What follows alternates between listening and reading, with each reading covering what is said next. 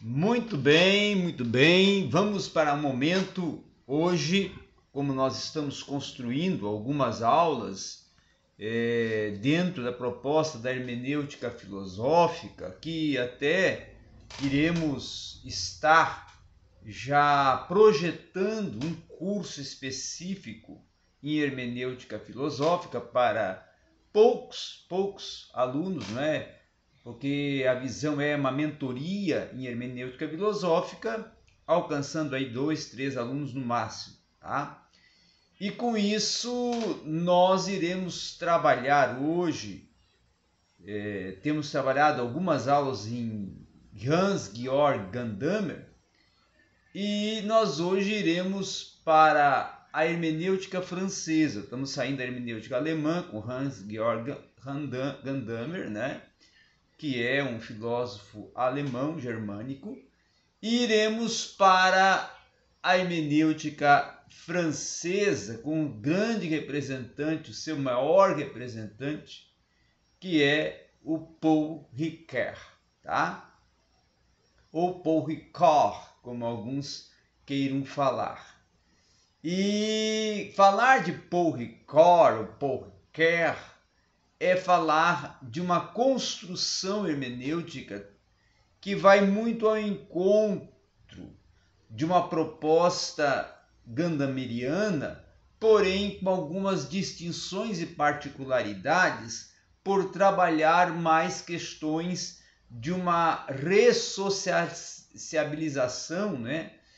E também de uma questão teoria, narrativa e aplicação, tá?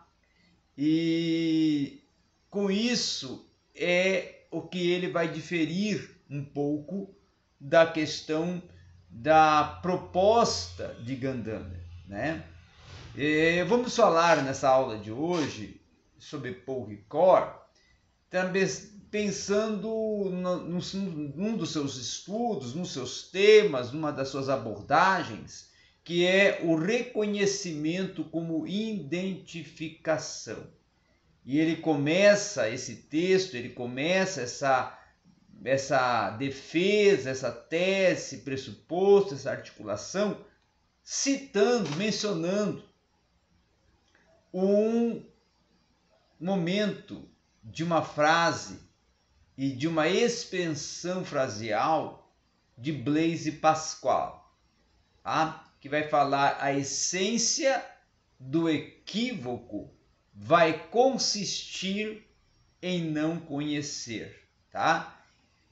Então, pautado nesta frase, ele começa então a dizer que a proposta dele, a hipótese dele de trabalho, centrada justamente na inversão do emprego do verbo reconhecimento da voz ativa para a voz passiva, tá? É por meio dessas expressões filosóficas que vai se carregar a excelência da marca iniciativa do espírito, que nossa pesquisa vai ser desenvolvida. Ele começa assim a articular essa proposta em cima desse tema que ele está desenvolvendo. E ele vai continuar dizendo que na teoria kantiana, e ele vai mencionar Kant, tá? E ele vai dizer que na teoria kantiana da Recognition, né? Na qual o nosso vocábulo vai aparecer pela primeira vez no glossário do filosófico de uma função específica no campo teórico, e o próprio lexólogo não nos vai ajudar com a maneira de definir uma ideia mãe ou uma ideia mater de reconhecimento.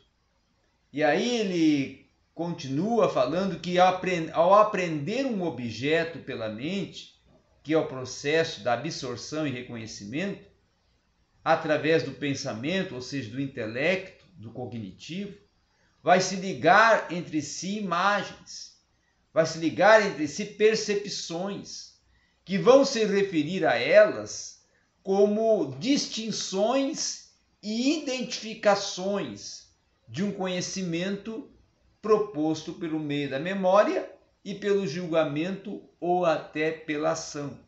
Tá? E aí ele vai desenvolver e vai articular o Pont Record dizendo que ao salientarmos o aspecto de uma iniciativa e de uma resolução transmitida pela série de verbos, e aí quando se fala em verbos nós temos que pensar em ações e tempos, tampouco poderemos deixar de observar o tom racionalista, que é um tom próximo da filosofia crítica e do criticismo, quando o sentido vai ser especificador no sentido para se chegar ao verbo da identificação, o verbo identificar, que no sentido de estabelecer com ele uma relação de identidade entre duas coisas que nós poderemos dizer que é as possibilidades para o avançar do aprendizado. E aí ele vai construir uma posição dizendo que, ao gerar uma diversidade de operações em uma triagem hermenêutica, suplementar até de uma diferenciação, é preciso primeiro levar o plano de um sentido de identificação que iremos privilegiar e dispersar as ações secundárias. E na continuidade ele vai dizer que a mudança de um estatuto linguístico, do léxico para a crítica, ele é propulsor para exigir o desvio por alguns níveis de discursos. Em uma primeira aproximação, por exemplo, a pressuposição mais notável sobre o qual se estabelece uma filosofia crítica de tipo até transcendental, vai residir no conceito de juízo que vai tornar a um só tempo o seu sentido de capacidade. E aí ele amplia dizendo que se esse conceito é um conceito considerado hierarquicamente o mais próximo do uso crítico, ele será certamente o que vai propor e desenvolver e discorrer e aplicar a teoria cartesiana do juízo estabelecido, a qual é discorrida e tratada na obra Discurso do Método, nas meditações e nos princípios e nas objeções nas respostas. Então, com essa teoria, e aí ele começa a falar e aplicar e utilizar o termo, que é um termo central das suas articulações, teoria, com essa teoria se beneficia uma anterioridade, não apenas de âmbito cronológico, mas também temático e sistemático de cunho inegável. Ainda até que o verbo reconhecer e o substantivo reconhecimento apareça apenas de uma forma episódica no texto proposto por René Descartes.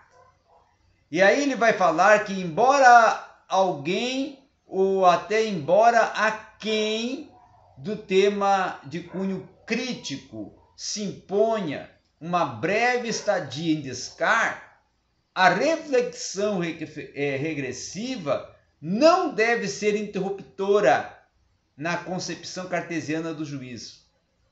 E uma operação conceitual, ainda de cunho mais primitivo, ela vai ser pressuposta como uma operação que considera uma oportunidade de vincular-se e julgar-se na medida em que o verbo pede um complemento e assume a sua efetividade.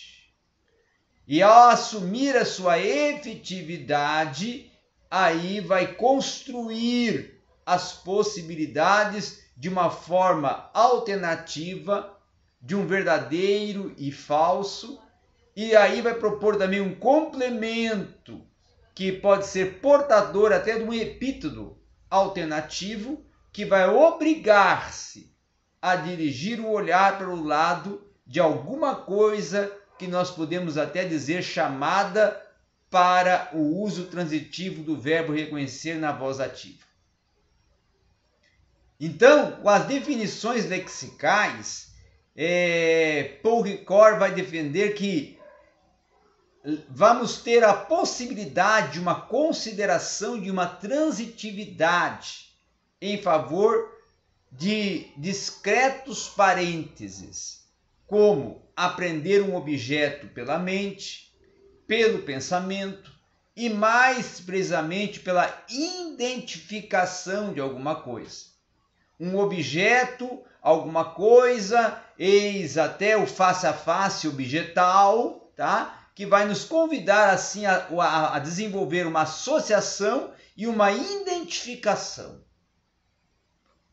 E então, com isso, vai surgir a possibilidade de construirmos uma determinação constituinte de um objetivo último, aonde o recuo na direção dos pressupostos últimos vai nos possibilitar a distinção desta coisa, desta ideia e vai poder identificá-la.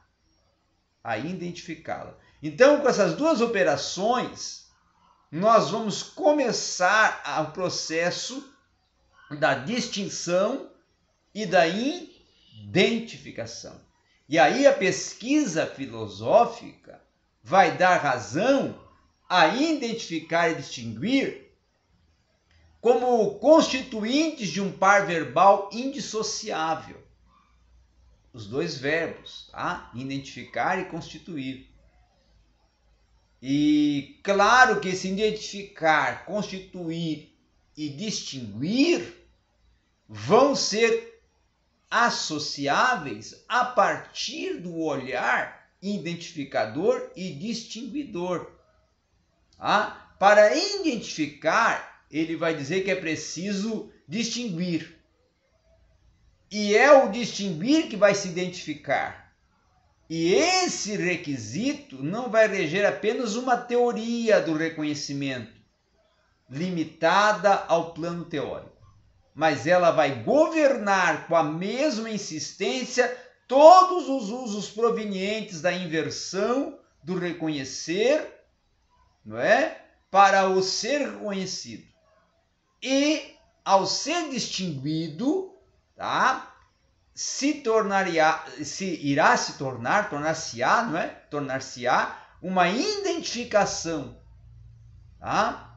E ao se tornar-se uma identificação, vai possibilitar aí a distinção. E nesse sentido aí vai surgir um uso lógico das operações de distinguir, a distinção e a identificação, que jamais será ultrapassado, irá permanecer com isso um pressuposto incluído, inclusive no uso do existencialismo, no uso existencial, que vai possibilitar o enriquecimento, tá? De uma tratativa de distinção e identificação aplicada ao contexto do aprender, ao contexto do construir e ao contexto do articular a partir da problemática reconhecimento e identificação. Então era isso que nós tínhamos para hoje, nesse pequeno e breve lampejo em Paul Ricoeur.